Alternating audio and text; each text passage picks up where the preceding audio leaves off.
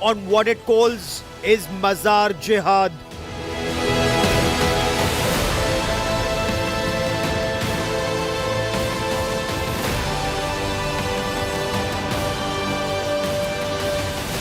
"1,000 illegal mazars identified on forest land.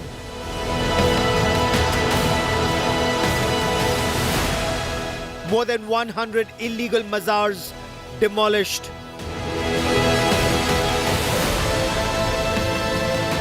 हम किसी के खिलाफ नहीं है, लेकिन ये जबरदस्ती जो अतिक्रमण है, कब्जेबाजी है, इसको हम निश्चित रूप से हटाएंगे। Government says mazars are an excuse for blatant government land grab.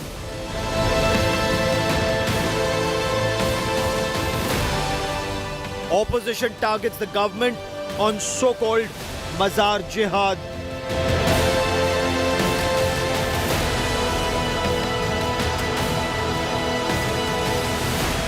Is Mazar Jihad real or a weapon to polarize? That's our top focus on India First.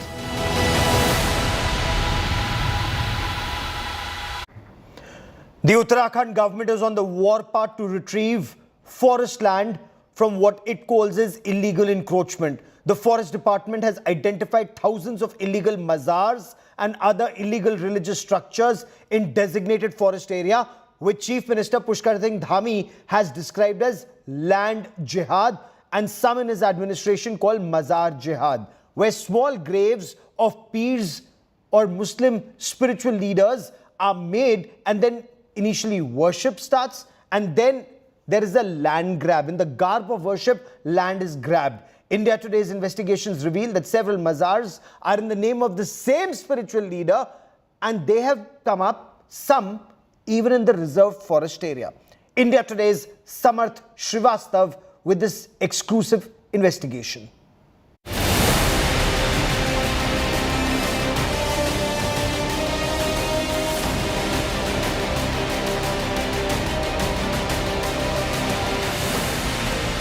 This mazar and several mazars like this have mushroomed across Uttarakhand, including along major arterial roads and in the reserve forest area. The spurt in illegal mazars being constructed prompted the Pushkar Singh Dhami government in Uttarakhand to order an investigation. The police, forest department and the administration are studying the pattern of these mushrooming mazars across the state. Police suspect the mazars are a convenient cover to usurp government land. The modus operandi include building a small mazar overnight and then expanding gradually to include other religious and even residential structures if there is no opposition. चार पत्थर बिछाए, उसके ऊपर चादर ओढ़ी तो अल्लाह अकबर कर दिया, छुट्टी हो गई, उनकी मजार बन गई। ऐसे थोड़ी बन जाएगी मजार। ये बिल्कुल हमारे मुख्यमंत्री जी ने बहुत अच्छा निर्णय लिया है। मजार जिहाद का नाम दिया उन्होंने, और जब रामनगर अभी आए थे मुख्यमंत्री तो उन्होंने इसमें भी यही घोषणा की थी कि जल्दी इन्हें हटा दिया जाएगा। जो हमारा निर्माण है वो गलत होता है, तो उसको हटाना भी बहुत जरूरी है। Alarmed by the mushrooming illegal mazars, the Dhami government ordered a statewide probe. A police report was sought on the illegal mazars. More than 1,000 illegal mazars have been identified so far, and 102 illegal mazars have been demolished. Unlike a mosque where Muslims pray, a mazar is a grave, usually of a Sufi saint. But startling facts have emerged from the debris of the illegal mazars that were demolished. There were no human remains inside the grave. The mazar, according to the police, was an excuse to usurp government land.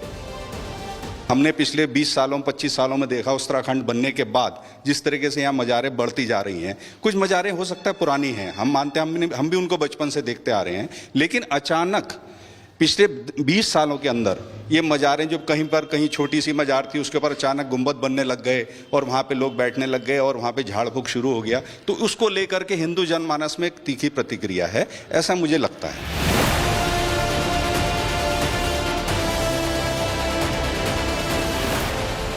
Let's now take you to the Ramnagar Tehsil of Nainital in Uttarakhand. This is also the location of the world-famous Jim Corbett National Park and the Tiger Reserve area. On paper, this land belongs to the Forest Department. No construction is permitted here. But on ground, not one, not two, but multiple mazars have mushroomed in and around the Forest Reserve area. Some mazars came up unchecked in the past decade, and gradually, not just the mazar, but even a place of worship and a residential building has come up illegally on government land. The gradual expansion from a mazar to a shrine with a place to stay has sent alarm bells ringing. India Today's special investigating team, probing deeper, also found that multiple mazars of the same Sufi religious leader have come up in different parts of Uttarakhand. The police carried out a discreet inquiry and found out that multiple mazars in the name of the same Sufi religious preacher had come up at multiple locations in the state, and that there was no evidence to suggest that the individual had been buried in any one of these mazars. Holi के समय इनका कोई त्यौहार नहीं होता है। होली के समय जब होली का पर्व होता है, ये हजारों की संख्या, हजारों नहीं 20-25 हज़ार लोग इसी जगहों से ज़बरदस्ती घुस के, इतना फोर्स हो नहीं पाता है, और नारे लगाते हुए जो अवैध मजार है वहाँ पर पहुँचते हैं और वहाँ पर फिर ये वहाँ पर अपना जो इनका वो है तो उसको करके लौटते हैं। हमने इसमें प्रयास किया, आप ये देख रहे होंगे 2 साल से सोलर फेंसिंग हमने यहाँ पर लगाई है। Chief Minister Pushkar Dhami has called it Mazar Jihad to usurp government land. जो अतिक्रमण के पीछे लोग हैं, चाहे वो मजार जिहाद के नाम से कहिए, लैंड जिहाद के नाम से हों या किसी और जिहाद के नाम से, देवभूमि पर किसी भी कानून के विरुद्ध, धर्म के विरुद्ध कोई भी काम नहीं हो सकता है। जो भी निर्माण हुआ है, अतिक्रमण हुआ है, उसको कहा है कि उसको स्वतः ही लोग हटा लें जो इसके पीछे हैं, अन्यथा हमारा प्रशासन हटाएगा। With Chief Minister Dhami and the government cracking the whip, all eyes now on the administration to see if a sustained campaign is carried out to free government land of illegal mazars. 2 mazars back to back in just 50-meter close distance from the guest house of forest officers, and in this particular area CM might be taking action or saying about the stern action against the illegal encroachment, but the harsh reality is from the ground is nothing. With cameraman Neeraj Kumar, Samarth Srivastava for India Today.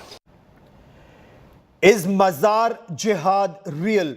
Are mazars a convenient way to grab prime forest land? Or is there merit that words like Mazar Jihad have been coined to polarize ahead of the crucial 2024 elections? And what was the government doing all this time? Why is the government waking up to this threat only now? Joining me on India First is Munna Singh Chauhan, a senior BJP leader and MLA from Uttarakhand. Dr. Tasleem Ahmed Rahmani is the president of the Muslim Political Council of India. Also with me is India Today's Samarth Srivastava, who broke the story and is getting us exclusive details from inside the forest reserve in Uttarakhand. And Samarth, I want to begin by asking you, have mazars actually come up inside the reserve forest area? And not one, but several? Bring us the latest from your investigations. Well, Gaurav, plenty of mazars, I must say, plenty of mazars. And what is shocking that all mazars are found in the Jim Corbett area, either inside or outside the area, which is quite connected, or is the area for the Jim Corbett, because tourists out here come here in large numbers. And so that is very, very shocking. When we got to know about this particular thing, we reached to the spot in the forest areas, and what we found was quite shocking. At one place near Jim Corbett area, we found 5 to 6 mazars, illegal mazars at one particular place. And when we moved towards them, it was around a difference of around 8 foot steps in each particular mazar. So you can assume that they could have been dispersed in a way of a blankets. So that was quite shocking. And another information which came to light was one name of one particular peer. Many mazars were found, were erected on the same name. So that in was different also parts of quite Uttarakhand. shocking, Okay, stay with me for a moment. When mazar is erected. Yes, let me bring in Tasleem Ahmed Rahmani for more on this. Tasleem Ahmed Rahmani, Chief Minister of Uttarakhand, Pushkar Singh Dhami, says this is jihad, land jihad. Some on ground are calling it Mazar Jihad. Build a mazar inside a reserve forest area, then build a place of worship around it, then build a place to stay, and then an entire property, illegal property, is inside a reserve forest area, sir. See, Gaurav, I know Pushkar Singh Dhami ji for last many decades even. And he is in power for last 6 years almost now. And I'm not against any kind of surveys, investigation, identification or of any sort of illegal activity, be it the bazaar or the mandir or whatever it is. So I'm not against it at all. He's well within his right to conduct any such investigation, and it must be appreciated if any illegal activity is going on anywhere in his state or elsewhere in the country. Okay. But I'm against the word, the term used herein, that is the Mazar Jihad or the land jihad. You see, jihad is a very sacred word mentioned in the holy book, Quran. So when there is a sacred word is used to polarize or demonize a community or a religion, then it is objectionable. Okay. You see, all these people who But you're okay if it is an illegal, if it's an illegal mazar, it should be removed.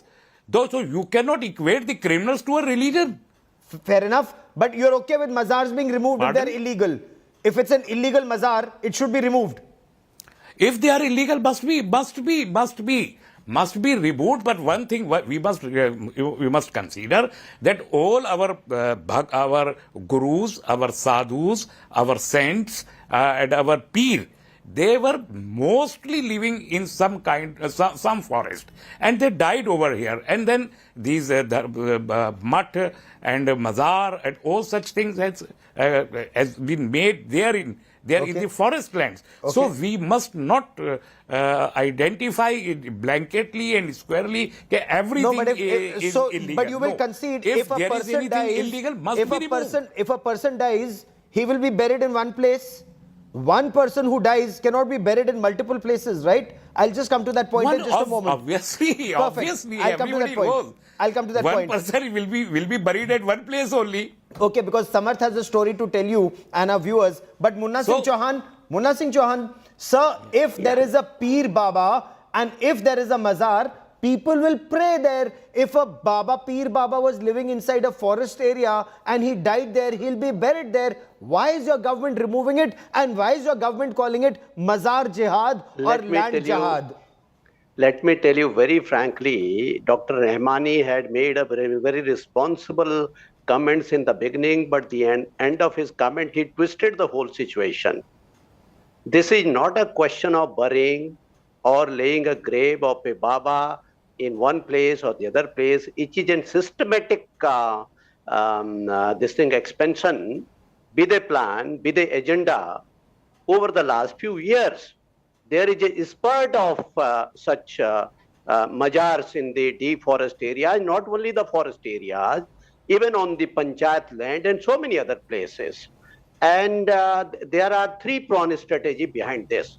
One, we have seen in the recent past people making slogans of a particular community saying, "Jo jameen sarkari hai, wo jameen hamari hai." One. Dusra, the second one is, forest areas are a safe haven for kind of a miscreants to use it as a hideout. I'm making this comment very responsibly. This is a safe haven for the miscreants to use it as a hideout. In the recent past, this kind of a mazars has come up in a large number in the forest area. Therefore, you're right to comment it, and our Honorable Chief Minister rightly said it. This is a mazar jihad. This is a kind of a systematic agenda to grab the government land in one pretext or the other pretext. Let me ask one question to Dr. Rahmani. Dr. Rahmani is a very informed and very well-read person. Let me ask him one question. If we go by the general logic, because he tried to equate that jihad is a very sacred word, we have all witnessed in the recent past that jihadis themselves equated the action of jihad with the criminality, because they slitted the throat of the innocent people in the name of a jihad. Okay. I don't want to go into that kind of a Okay, controversy. Dr. Rahmani, quickly No, respond. Mr. Rahmani, let me. Now, in Muslim belief, everybody believes that Muslims refuse to go Let him before. complete. They refuse to make a sajda before the mazar or any booth or any statue. Then, when they themselves refuse to make any sajda, they refuse to go before the mazar. Why the hell they are constructing so many mazars overnight? Okay, sir, you've raised a point. Dr. Rahmani, please What is the respond, sir. purpose? The whole idea, Gaurav, at the outset I said, to Okay. change the demographic pattern. Sir, I'll come of to demographic Uttarakhand, profile in just a Devbhoomi. moment. That's a very grave charge that you're leveling. I'll No, come no, to no, that no. in just a moment. Hold on. No, but you've raised 3-4 points. No. You've raised 3-4 points. Please respond, Dr. Rahmani, on the first 2 points that have been raised by, Mr. Chauhan. He's a sitting MLA and a senior MLA. He's asking you if Muslims don't pray at mazars, why are so many mazars coming up? Why? You see, Gaurav, at the outset I said If they that any themselves do criminal not activity Sir, one by one. any statue, One by any one, sir. murti, any subject to mazar, why the hell the mazar are being constructed? Mr. Okay, Chauhan, fair enough. Vidayak ji, kindly listen to me. Kindly listen Yeah, to me, I'm listening Mr. to you. Vidayak. Any criminal activity, they are the land grabbers. They must be booked. And all those the notorious activities being carried out there in the forest area, it's the forest officers has hand in glove, and the Dr. chief Rahmani, Honorable this is a Chief refined himself said that statement he you're will making. inquire that who were the officers over there. And then now They- the they- second this is thing, at large now from the the second reality. thing One you by said one. about jihad. Thus you see jihad. Go on, Dr. Rahmani. Jihad is a It is. sacred It word. is a land I jihad really because appreciate it. the And it is statement that you mentioned made in has every nothing to do religion. with the reality. It is mentioned These in kind of every religion. mazars has come over a very short It is period. a misnomer. Let me bring in Samarth one by one. You shall then we'll be demolish able to it. hear It all is our not a guests. place of worship. You may demolish it. If it is illegal, you enough. have all the right to demolish it. I'm saying it with full responsibility. You may demolish it if it is illegal. Fair enough. If it's illegal, carried demolish out by it. some of the land grabbers. It has nothing to do with the community. was Mazars are Number submitted on roads and highways, which is what is happening. Where is the logic? If this is not land grab, if this is not blatant land grab, what else is? But let me bring in Samarth. Srivastav. Samarth, I was going through your report, and your report seems to indicate that there are not one, not two, but many mazars in the name of the same Peer. If I remember correctly, Kala Saeed Peer, the same individual has a mazar, apparently not in one or two, but in more than 50, in some accounts close to 100 places. Is that right? Is that correct? Exactly, Gaurav. It's very, very shocking for us. Even when we were reporting from that place, it was something 30 kilometers from Ramnagar area of Uttarakhand. And when we reached towards that particular mazar, we were told that this belongs to that particular Peer, Sayyid Peer. So when we questioned, did he die here? Then the Maulana said, no, he did not die here. I questioned him again. So then where did he die? He had no idea. He said, we have no idea where he died. We have erected this mazar in his memory, and he even claimed that it is not just one mazar in his name. In Uttarakhand, more than 50 mazars are in that particular Peer's name, and he even went on to say that it is not just limited to Uttarakhand. One of the mazars in his name is built in the railway station of Gujarat. So that was very shocking, because if you see, if on the name of one Peer you will be seeing more than 50 mazars just in Uttarakhand, you can imagine how this particular thing would be going on in the entire nation if you go on to investigate in each and every state. This was indeed his investigation just in Uttarakhand, and Dr. we have touched much districts as well, I must tell Shall I you. clarify this point? This need to be clarified. One Peer's mazar in Gaurav, 50 you places see- or more than 50 places. Can one individual be buried in 50 places, or is this actually a blatant land grab attempt? Occupy illegally government land, sir. Yeah, let me clarify this point. This is very important and valid point to be clarified, that some of the symbolic mazars are allowed everywhere in the world, but those mazars have to be privately on the purchased land, not on the grabbed land. It's very clear. If somebody has some astha in some Dr. peen, he Rahmani, can the create kind of his a bazaar. mazar we are That will be a debating, the symbolic kind of a bazaar. mazar we are That will talking be a symbol about, that can is be on the all private land only. constructed on the government land illegally. But I said it. I said it. Munna Singh Chauhan wants to respond. Go on, sir. अरे तो उसको No, you Dr. have to Rahmani, remove that. Dr. Rahmani, That is your responsibility to remove simply that. are not talking about That the is not, mazar. I have seen all your reports. All the right wingers report that the demography is going to be changed. We have been it is going to be debating. Sir, one by one. Okay, Dr. Rahmani, hold on. I'm sorry, one by one. Dr. Rahmani, you made your point. Mr. Chauhan, please make your point. And in the name of these mazars, permanent infrastructure is being created and a particular community is being encouraged to settle in the nearby areas in the garb of this mazar. I have sufficient evidence to this fact, and therefore, let me ask, I have not come across in 35 years of my political career, not a single Muslim making a sajda, bowing before a mazar, making a prayer before the mazar. They simply do not believe in any kind of a murti puja, any kind of a mazar. So why the hell these mazars are being constructed in such a large number? And so far as last few years are concerned, there is a spurt, there is a boom in construction of mazars all over. And I very responsibly said that the forest areas are being used for the notorious element, criminal element. Sir, you are the government in power. It is being used as an hideout. Sir, it is your government in power. What is your government doing? Sir, had you been... change the demographic pattern of Uttarakhand. Sir, if you were in the opposition... Hold on. Pattern of Uttarakhand. The Honorable Chief Minister has mentioned 1,000 such mazars, 1,000 such mazars to his interview to the Panjini. And all these right-wing literature is only propagating all such things. They are not taking any action. And what is the condition of the Awqaf? Or the land grabbers has issued the Awqaf land to their names. They have become the Mutawallis. There is a huge Awqaf in Uttarakhand. What is the condition of that Awqaf? Okay. Can you elaborate on that? Okay, all but the land, Munna Singh after Chauhan... the creation of the Uttarakhand, Okay. there are so many of the land Let's take this one by one. colonizer reached to the Dehradun and the adjoining area. Okay. They grabbed the land over there. So the land private grab- land, the land grab by and anyone- the agriculture land. Let me tell you one thing more, Dr. Hold on. Rahmani. Hold on. going on No, over there all since faders go now down, please. with the I'm sorry, very all faders active go down. Dr. Rahmani, kindly let me moderate. Munna Singh Chauhan, sir, it is your government in power. What has your government been doing all this time? How could 1,000 illegal mazars come up? What was the forest officer doing? What was the station house officer doing? What action has been taken against government officials for their negligence? Or were they complicit? Survey, detailed inquiry into all such illegal mazars which has been constructed deep into the forest areas, on the panchayat lands, on the government lands, and the drive is being launched to demolish them all.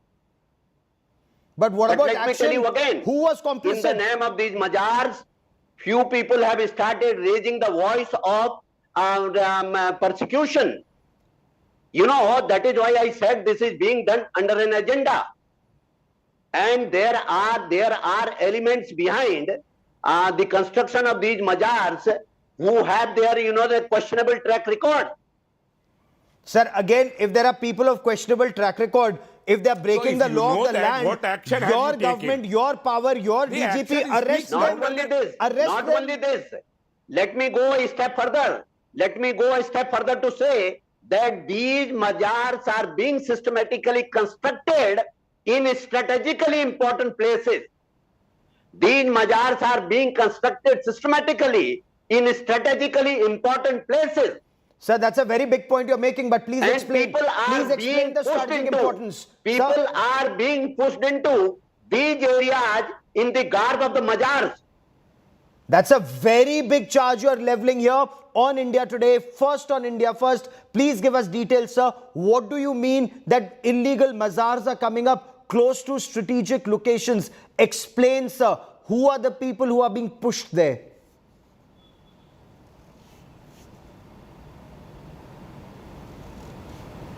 Mr. Munna Singh Chauhan, that's a very big point you're making, sir.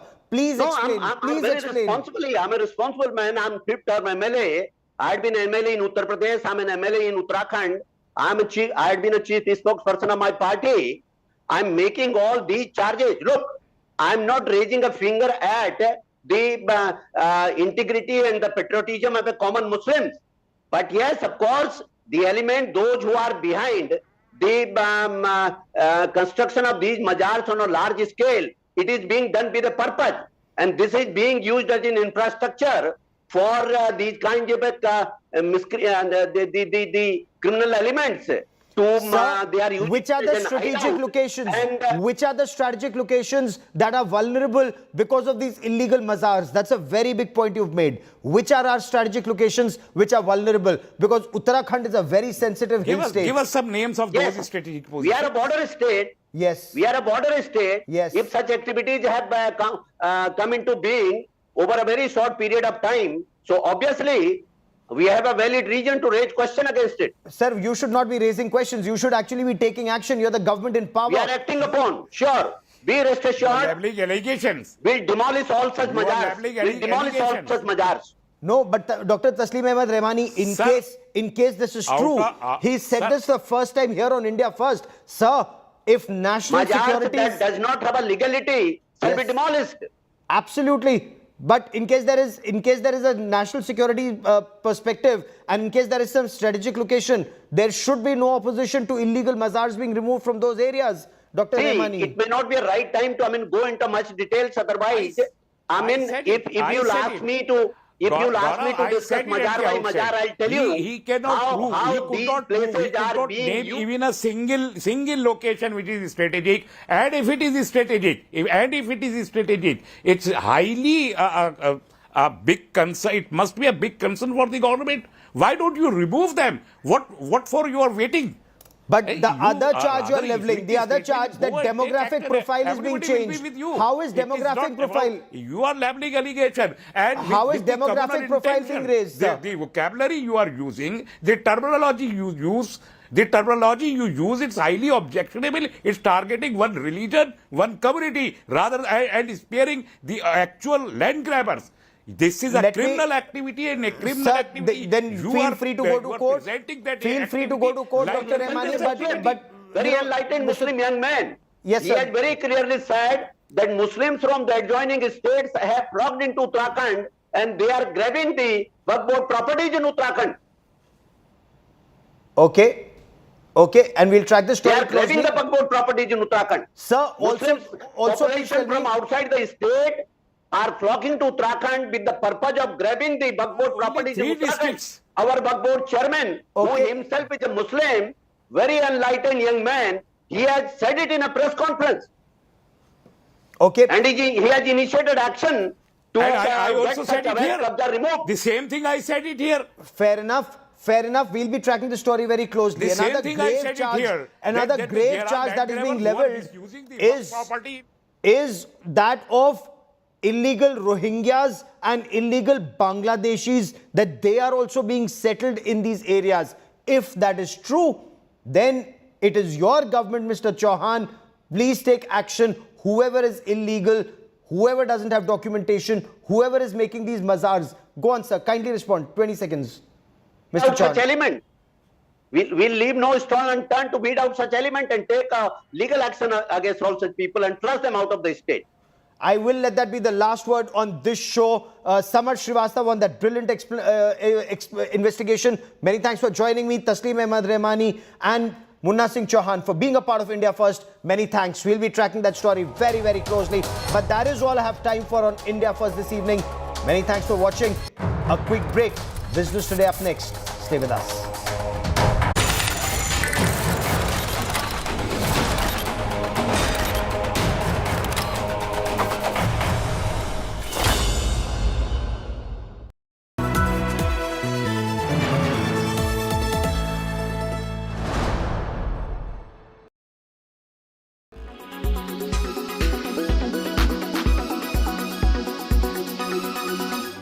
One way to do up your home or your office is to just keep it simple, to keep it minimalist. The ones known to be masters of minimalism, even in fashion, Abraham and Tagore stamped just this in the capacity of designers who are now into the design innovation and home decor space too. To tell you the truth, we actually launched our business with both the collections. The focus was with the homeware collection that we launched in London at the Conrad shop many years ago. And we haven't really done it in India. So we are actually relaunching it. It's more of a relaunch for us. Fashion and home lifestyle is always intertwined together actually. And I think it's a big part of what we do, bringing fashion and home lifestyle together, which brings in the actual play of ceramics into it. And the play of that coming as big bowls and plates, as well as crockery and cutlery. Minimalism is timeless. Keeping home decor simple involves selecting a few key pieces that complement each other and arranging them in a way that feels cohesive and visually appealing. Personally, I like minimalism because I think it requires more discipline. Everything has to be simpler, purer, and you can build on it. I mean, maximalism is valid too, but it's just another style, and this is a style that we are comfortable with. Part of every collection, whether it's fashion or it's the home, always is introduced with a black and white line, which I think is accessible to everybody, all ages. Keeping it simple can be simplified further. Simply begin by using neutral color palettes, whites, beiges, grays, blacks, what have you. Less is more, so do not clutter. Use decor made of natural and sustainable materials to create a sense of calm and tranquility. Choose pieces that are timeless. In New Delhi with Vaishnavi Kaharwar, Lifestyle Bureau, India Today.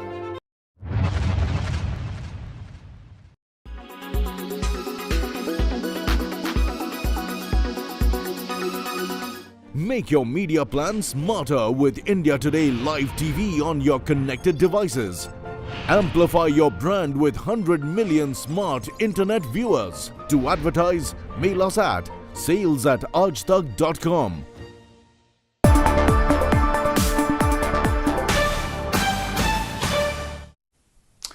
Hello and welcome to the Business Today show. I'm Udayan Mukherjee.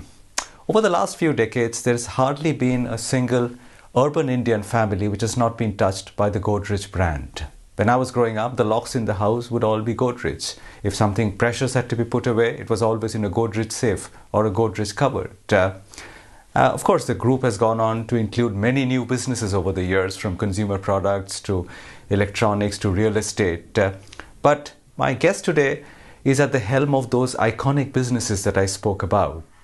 In fact, the company Godrej & Boyce is really the original flagship and continues to be the flagship of the 125-year-old Godrej Group. So it gives me great pleasure to welcome on the Business Today show Jamshed Godrej, Managing Director of Godrej & Boyce. Jamshed, great to have you in, and thank you for finding time today. Thank you. You know, I spent most of my career looking at the stock market, and I would often wonder why your companies were privately held. Why was Godrej & Boyce not listed in the stock market? Because, you know, you had such iconic businesses, you had such great recall and fondness and affection from the Indian public. Why did you choose never to take the company public and do an IPO?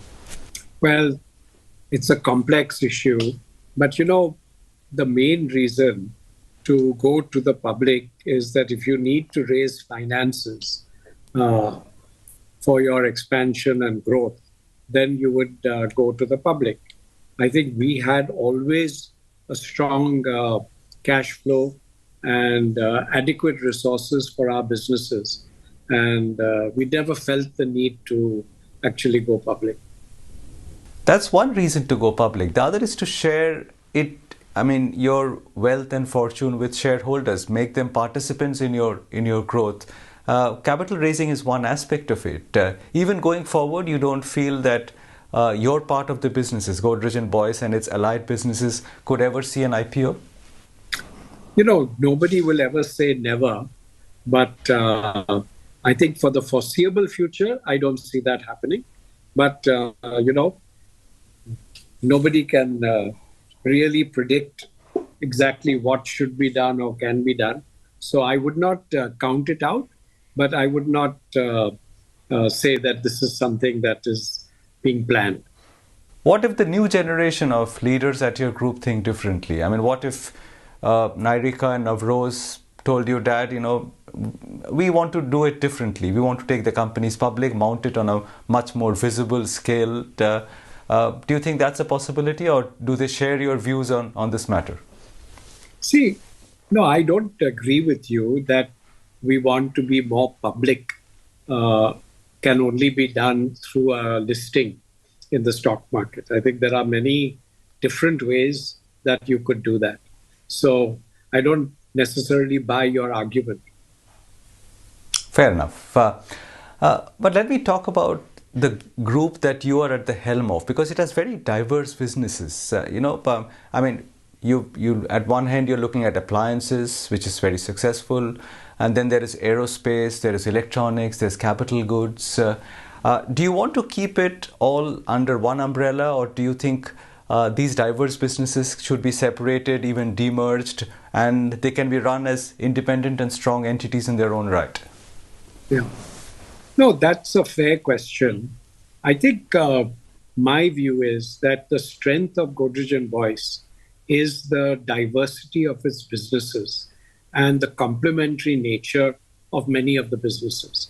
I think if you look historically, we expanded into the businesses in which we are for good historical reasons. Now whether those historical reasons hold for the future or not is a different matter. But I have always found that there is enormous benefit to the diversity of our businesses. So about 2/3 of our businesses are related to customers, consumers, directly or indirectly. And 1/3 of our businesses are essentially industrial businesses, which make things like forklift truck, equipment for the oil and gas industry, etc. A newer business in the last 30, 40 years has been aerospace and defense, etc. So I see that there is a lot of commonality in 2/3 of the businesses which are all consumer basis facing, and 1/3 of the businesses which are all industrial customer B2B facing. So I look at it basically as these two major buckets that we work with. And so yes, there are different businesses, but there's a lot of synergy amongst them. No, that's a fine distinction, Jamshed, and I want to talk a little bit more about it because, the government's capex thrust has been something which has been very pronounced over the last couple of years. And we've seen the issues of inflation, COVID, etc. And consumption has gone through a few bumpy patches over the last couple of years. So keeping all this in mind, which would you say is the stronger engine of growth at Godrej and Boyce? I mean, the B2B businesses, the industry-facing businesses that you spoke about, or the B2C, the consumer-facing businesses? Well, frankly, if you ask me, I think both, and more or less equally. Because I think if you look at penetration levels of consumer-facing industries that we are in, it's still very, very small. Whether it's home appliances, it's furniture, etc. So I don't see any major roadblock as such to increase the penetration in the consumer-facing businesses. India is a young country with greater disposable income, and we sell all over the country. And so I don't see that as a problem area at all. In fact, I see it as a big growth engine. As far as our industrial businesses are concerned, again, because exactly what you said, the greater emphasis on manufacturing, greater emphasis on investment-led growth. So, there will always be a very strong market for capital goods and for intermediaries. And even as far as defense and aerospace are concerned, till very recently, when the private sector was not being encouraged to enter into that field, as of late, as you well know, just a couple of days ago, I think the defense minister made a statement that 85% of India's purchase for defense and related items will be from Indian suppliers. So I think that both areas have enormous opportunity to grow. There is no barrier as such in terms of the market. I want to speak specifically about Godrej Aerospace because it seems like an exciting space to be in at a time when there is finally so much of opening of doors from the government to private enterprise. Are you actually seeing it translating into orders on the ground for companies like Godrej Aerospace? Yes, I think, the interest for us, I mean, it's a mutual. The government is interested in buying more from India. The government is interested in buying more of what we do. And I think that we are interested as much in doing that. I think as long as we have a healthy relationship with the government in terms of programs, this is one business which has a very, very long gestation. So if I get an order today, it doesn't mean you can deliver tomorrow. It takes 2 to 3 years, depending on the program, to gear up, build knowledge and expertise in it and to supply. So it is a long-term business. It's a business which essentially depends on competencies, which we have, and you can only build more and more on that. And as and when the government does open up these sectors for export, I think you will see there will be more acceleration. Take satellites, for instance. ISRO has been putting satellites in space for decades. And if you see the market for satellites, it's many hundreds of times what we are doing. Our own requirement is not being met fully. So there is really no, area that will not grow. Both on aerospace and defense, I think that as the industry matures, as the industry becomes more realistic on both sides of what the industry can do, I think, there will only be a very healthy opportunity and a very healthy business for the private sector.